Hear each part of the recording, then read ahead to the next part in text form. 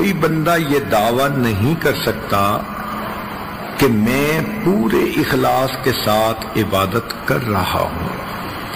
جب اللہ کے پیارے حبیب صلی اللہ علیہ وسلم نے فرما دیا ما عبدناک حق عبادتک، اے اللہ ہم نے آپ کی عبادت نہیں کی جیسے کہ کرنی چاہیے تھی، تو دنیا کا کون انسان ہے جو یہ سوچے کہ میں نے تو عبادت کا حق ادا کر دیا۔ اس لیے اخلاص کی کمی پر تو سب کو توبہ کرنی چاہیے۔ معلوم ہوا کہ نیک ہو یا برا ہو، ہر بندے کو اپنے حال کے مناسب توبہ کرنی چاہیے۔ یہاں ایک سوال پیدا ہوتا ہے کہ بعض گناہ ایسے ہوتے ہیں کہ کوشش کے باوجود نہیں چھوٹتے۔ جو نوجوان انوالو ہوتے ہیں کہیں، وہ سوچتے ہیں جی کہ ہم تو اس کو چھوڑ ہی نہیں سکتے۔ تو بھائی ہمارے لیے چھوڑنا مشکل ہے، اللہ تعالیٰ کے لیے تو چھڑوا دینا آسان ہے۔ ہم اللہ تعالیٰ کی رحمت پہ امید رکھیں اور دعا مانگیں کہ اے پروردگار آپ ہمیں گناہ کی ذلت سے بچا لیجئے، آپ ہمیں طاعات کی عزت عطا فرما دیجئے۔ اور سچی بات تو یہ ہے کہ جب نقصان کا ڈر ہوتا ہے تو پھر انسان آسانی کے ساتھ گناہوں کو چھوڑ دیتا ہے۔ مثال کے طور پر بچھو سے ڈر ہوتا ہے کاٹنے کا، کوئی بھی قریب نہیں جاتا۔ سانپ کا ڈر ہوتا ہے، کوئی بھی قریب نہیں جاتا۔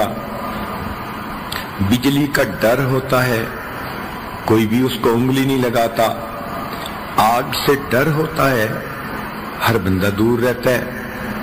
تو جس طرح دیکھنے میں سانپ کتنا خوبصورت ہے مگر ہم نے کبھی بھی اس کو نہیں پکڑا، اس لیے کہ ہم سمجھتے ہیں کہ اگر سانپ نے ڈس لیا تو موت واقع ہو جائے گی۔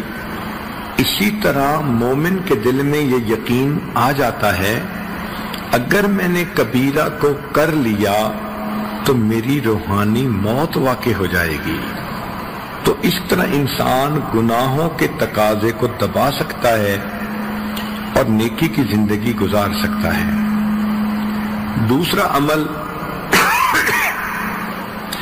جس سے کہ انسان کے گناہ معاف ہوتے ہیں اس کو کہتے ہیں الاستغفار، کہ انسان اپنے گناہوں پہ نادم ہو۔ جتنا استغفار کرے گا اتنا گناہ زیادہ بخشے جائیں گے۔ یہ استغفار اللہ رب العزت کو بڑا محبوب اور اس کی وجہ سے انسان کو بڑی نعمتیں ملتی ہیں۔ چنانچہ سیدنا حسن رضی اللہ تعالیٰ عنہ کے پاس ایک نوجوان آیا، کہنے لگا حضرت میں بڑا گناہگار ہوں، کوئی عمل بتا دیجئے۔ فرمایا استغفار کرو۔ ایک نوجوان آیا، حضرت عرصے سے بارش نہیں ہوئی، کوئی عمل بتا دیجئے۔ فرمایا استغفار کرو۔ ایک تیسرا نوجوان آیا، حضرت میں بڑا غریب ہوں، رزق کی تنگی ہے، کوئی عمل بتا دیجئے۔ فرمایا استغفار کرو۔ ایک نوجوان آیا، میں بے اولاد ہوں، دعا کیجئے کہ مجھے اولاد نرینہ مل جائے۔ فرمایا استغفار کرو۔ ایک نوجوان آیا کہ جی میرا باغ ہے، دعا کیجئے کہ پھل اچھا ملے۔ فرمایا استغفار کرو۔ ایک آدمی آیا، دعا کیجئے کہ میرے گھر سے پانی کا کنواں نکل آئے، چشمہ نکل آئے۔ فرمایا استغفار کرو۔ سننے والا حیران کہ ہر بندے نے مختلف تقاضا سامنے رکھا مگر حضرت نے عمل ایک ہی بتایا۔ تو پوچھا اس نے کہ حضرت یہ کیا کہ ہر کام کے جواب میں آپ نے استغفار ہی بتایا؟ تو حسن رضی اللہ عنہ نے فرمایا کہ دیکھو یہ میں نے خود نہیں کہا بلکہ اللہ رب العزت نے قرآن مجید میں ارشاد فرمایا فَقُلْتُ اسْتَغْفِرُوا رَبَّكُمْ إِنَّهُ كَانَ غَفَّارًا يُرْسِلِ السَّمَاءَ عَلَيْكُمْ مِدْرَارًا۔ تو دیکھیے گناہ بھی معاف ہوتے ہیں، استغفار سے بارشیں بھی نازل ہوتی ہیں، وَيُمْدِدْكُمْ بِأَمْوَالٍ، اللہ مال کے ذریعے مدد کرتے ہیں تو غربت بھی ختم ہوتی ہے، وَبَنِينَ، اور اللہ تعالیٰ بیٹے بھی عطا کرتے ہیں تو بے اولاد لوگوں کو اللہ تعالیٰ استغفار کرنے کی وجہ سے اولاد نرینہ بھی عطا فرماتے ہیں، وَيَجْعَلْ لَكُمْ جَنَّاتٍ، اور اللہ تعالیٰ پھل بھی عطا فرما دیتے ہیں، کاروبار میں برکت اور پروفٹ دے دیتے ہیں، وَيَجْعَلْ لَكُمْ أَنْهَارًا، اور اللہ تعالیٰ چشمے اور نہریں بھی جاری فرما دیتے ہیں۔ تو دیکھیے استغفار ایک عمل ہے، اس کی وجہ سے کتنی نعمتیں مل جاتی ہیں۔ تو اگر عورتیں استغفار کی کثرت کر لیں تو ان کو تعویذوں کی ضرورت ہی نہیں پڑے گی، عملیات والے کے پاس جانے کی ضرورت ہی نہیں پڑے گی، یہ کہنے کی ضرورت ہی نہیں پڑے گی کسی نے کاروبار باندھ دیا، کسی نے بیٹی کا رشتہ باندھ دیا، بلکہ استغفار کے صدقے اللہ یہ سب نعمتیں عطا فرما دیں گے۔ استغفار ہر بندے کے لیے کرنا ضروری، نیکی کرے تو بھی استغفار کرے۔ ذرا غور کیجئے کہ نبی علیہ الصلوۃ والسلام جب وضو فرماتے تھے تو وضو کے بعد استغفار فرماتے تھے، حالانکہ وضو عبادت ہے اور حکم شریعت ہے کہ جو عضو وضو کا دھوتے ہیں اس کے گناہ جھڑ جاتے ہیں، تو گناہ جھڑنے والا عمل ہے، مگر اس کے بعد پھر استغفار کہ وضو کے بعد نبی علیہ السلام پڑھتے تھے اشہد ان لا الہ الا انت استغفرک واتوب الیک۔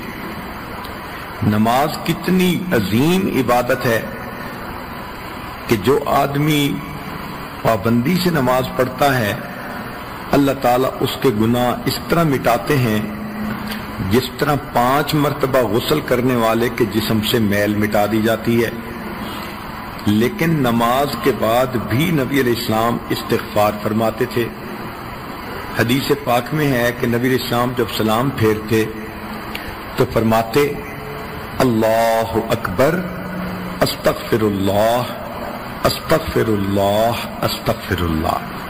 اس کا معنی کیا ہوا کہ بندے نے تو عبادت کی پھر استغفار، تو علماء نے کہا کہ اس کا معنی یہ ہے کہ اے اللہ میں نے اپنی طرف سے تو عبادت کی مگر یہ اس معیار کی نہیں ہوئی جو آپ کی شان کے مطابق ہو، لہذا یہ عبادت اب جیسی بھی ہے اس کو رد نہ کیجیے، اللہ پلیز قبول کر لیجیے، پلیز قبول کر لیجیے، پلیز۔ تو 3 مرتبہ استغفار کا مطلب ہے کہ ہم اللہ رب العزت کے سامنے عاجزی کر رہے ہوتے ہیں کہ جیسی بھی عبادت ہے اس کو قبول فرما لیجیے۔ تہجد کے بعد استغفار، کانوا قلیلا من اللیل ما یہجعون وبالاسحار ہم یستغفرون۔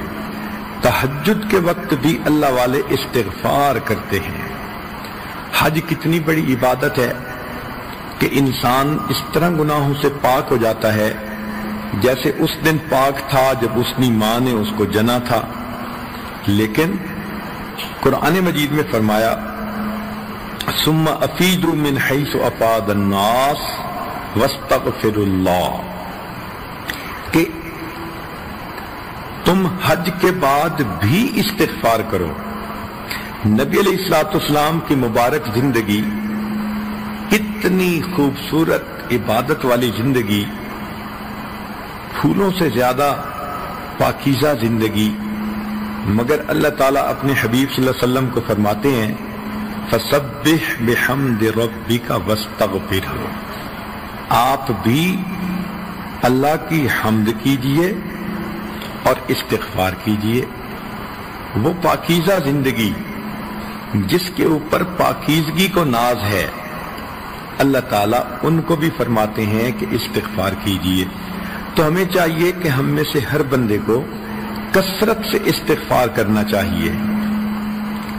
अस्तग़फ़िरुल्लाह अस्तग़फ़िरुल्लाह इतना भी पढ़ सकती हैं, और अगर पूरा पढ़ें अस्तग़फ़िरुल्लाह रब्बी मिन कुल्लि ज़ंबिन व अतूबु इलैहि तो भी ठीक है। तो पहला अमल तौबा करना और दूसरा अमल इस्तिग़फ़ार करना। तीसरा अमल अल हसनातुल माहिया, कि इंसान जो नेक आमाल करता है उनकी वजह से उसके गुनाह माफ हो जाते हैं, नमाज से गुनाह धुल जाते हैं, सदका खैरात करने से गुनाह धुल जाते हैं। जो भी इंसान नेकियां करता है गुनाह धुल जाते हैं। हदीस पाक में फरमाया अल इस्लाम यहदिमु मन कान क़ब्लहु, कि इस्लाम जो बंदा ले आता है तो कलमा पढ़ने से पिछली जिंदगी के सारे गुनाह माफ। एक जगह फरमाया कि हज करने से जिंदगी के सारे गुनाह माफ। एक हदीस पाक में आया हिजरत अल्लाह के लिए करे तो पिछली जिंदगी के सारे गुनाह माफ। बनी इसराइल की एक फाहिशा औरत थी, उसने प्यासे कुत्ते को देखा, उसको पानी पिलाया। प्यासे कुत्ते को पानी पिलाने पर फाहिशा औरत के गुनाहों को माफ कर दिया गया। यहां पर शैतान एक धोखा देता है, दिल में ये डालता है तुम तो बेपर्दा फिरती हो, तुम्हारी नमाजों का क्या फायदा। ये बहुत बड़ा धोखा है भाई। बेपर्दा फिरना गुनाह अपनी जगह, नमाज पढ़ने की नेकी अपनी जगह। क्या पता नमाज की पाबंदी से अल्लाह पर्दे की भी तौफीक अता फरमा दे। मगर शैतान कहता है तुम मदरसे में पढ़ती हो और तुम्हारे ज़हनी ख्यालात अच्छे नहीं, पढ़ने का क्या फायदा। तो अगर हम गुनाहों को नहीं छोड़ पा रहे तो नेकी करना भी तो न छोड़े ना। नेक आमाल नहीं छोड़ने चाहिए। कपड़ा ज्यादा मैला हो तो साबुन ज्यादा लगाने की जरूरत होती है। ये तो नहीं ना कि जी साबुन थोड़ा है धोने का क्या फायदा। भाई जितना साबुन है उतनी मैल तो खत्म होगी, फिर और साबुन का बंदोबस्त हो जाएगा। तो इंसान नेकी ना छोड़े, गुनाह छोड़े।